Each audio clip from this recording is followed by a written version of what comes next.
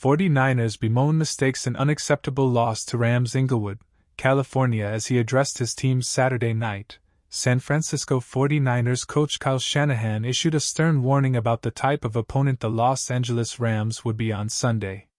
Although the winless Rams were coming off an embarrassing loss to the Arizona Cardinals and were as depleted by injuries as any team in the league, Shanahan expected Los Angeles to play with plenty of urgency and desperation. "You've got to take their hope away," Shanahan said. "You give Rams quarterback Matthew Stafford too much hope, and you put a ball in his hands at the end. It's not a situation you want to be in." Alas, that was precisely the situation the Niners were in late Sunday afternoon. Despite jumping out to a 14-point lead, San Francisco was unable to build on its early momentum because of special teams miscues, defensive breakdowns and offensive errors on the way to a stunning 27-24 loss. The Niners dropped their second consecutive game, falling to 1-2, and lost to an NFC West Division opponent for the first time with Brock Purdy as the starting quarterback. After the game, Shanahan described his team as pissed at how a victory slipped away. That frustration was apparent in the locker room as wide receiver John Jennings, who had nearly carried the Niners to a win with a career-best outing, declined to speak to the media. "It was unacceptable," linebacker Fred Warner said. "We can't do that. We can't beat ourselves. Can't make those type of mistakes again. All three phases have got to play better. We'll look at the tape, fix it and move on."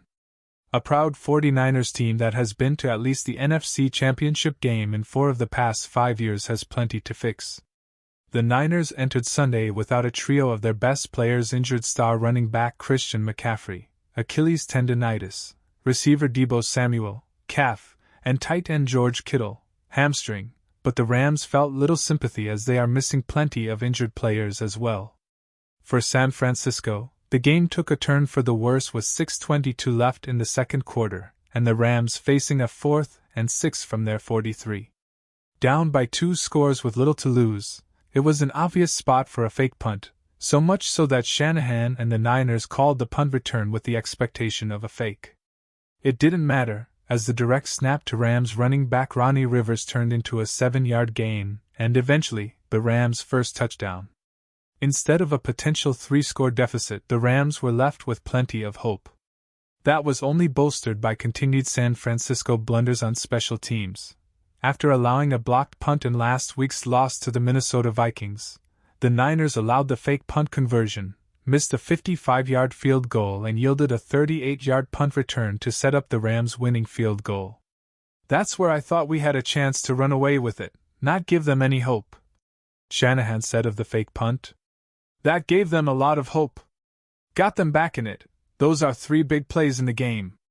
Special teams wasn't the only issue for the Niners on Sunday. A defense that held the Rams to 0 points, 29 yards and 1 first down in the opening quarter allowed Los Angeles to post 27 points, 267 yards and 18 first downs over the final 3. The Niners also did not force a turnover as Stafford authored his 45th game-winning drive in the fourth quarter or overtime, 7th most since the 1970 merger. The 14-point comeback win is the largest by the Rams under coach Sean McVay and biggest overall since Week 2 of the 2012 season. "I think we have to feel the loss," and Nick Bosa said. "We can't just move on and act like it's fine.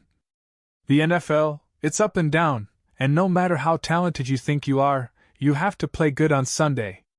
Despite all of that, the Niners still had a chance to win, largely because of Jennings and Purdy.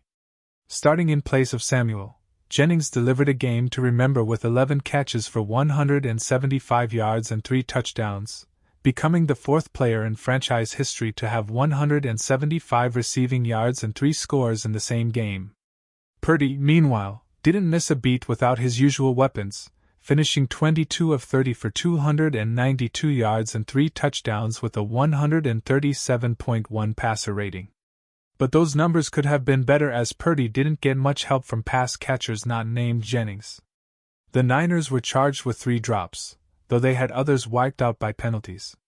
None of those were bigger than the deep pass Purdy fired to an open Ronnie Bell down the right sideline with 1:08 to go. Purdy's pass was on target, and Bell had a clean chance at a big catch to set up a potential game-winning field goal.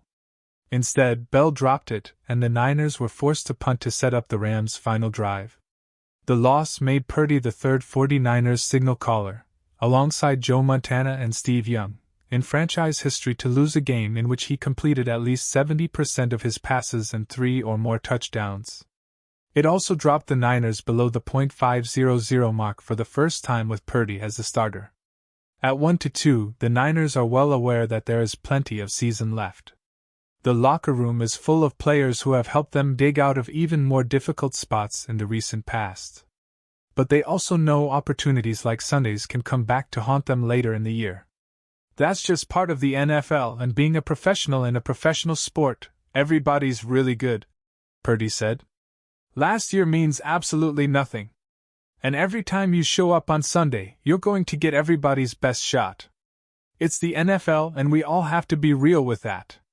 We have to have the mindset of going and taking it every Sunday and nothing's ever going to be given to us.